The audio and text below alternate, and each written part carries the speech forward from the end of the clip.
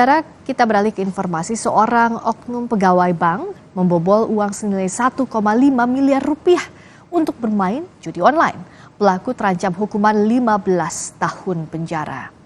Kasus bermula saat Bank Indonesia menitipkan uang sebesar 1,5 miliar rupiah pada Bank Maluku, cabang Namlea, Desember 2022 lalu. Polisi menyebut pelaku menarik uang secara bertahap dengan jumlah bervariasi hingga dana tersebut habis.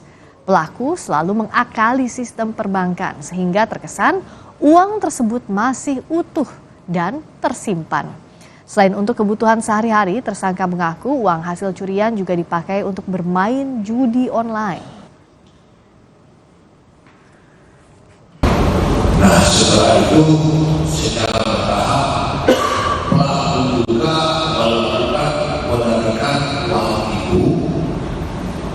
Jadi yang pertama itu 1 juta, jadi secara bervariasi setiap bulan pelaku melakukan penarikan 1 juta, ada yang 200 juta, ada yang 80 juta, sehingga jumlah total 1,5 miliar habis.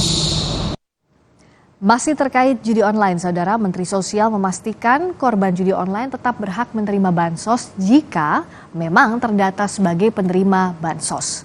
Dalam kunjungan kerja ke Pandeglang, Banten, Menteri Sosial Tri Risma hari ini merespons usulan korban judi online menjadi penerima bansos. Menurut Risma, siapapun berhak mendapatkan bansos sepanjang terdata di data terpadu kesejahteraan sosial, maka berhak menerima, termasuk jika itu korban judi online. Ya kan harus ada datanya, kalau nggak ada datanya kan nggak bisa, kayak seperti TPPO kami punya, ada yang kirim surat ke saya, dia katanya bekas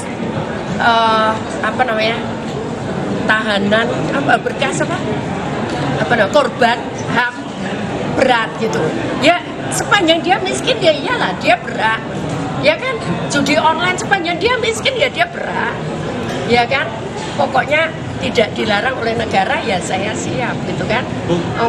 Pokoknya miskin gitu kan. Sebelumnya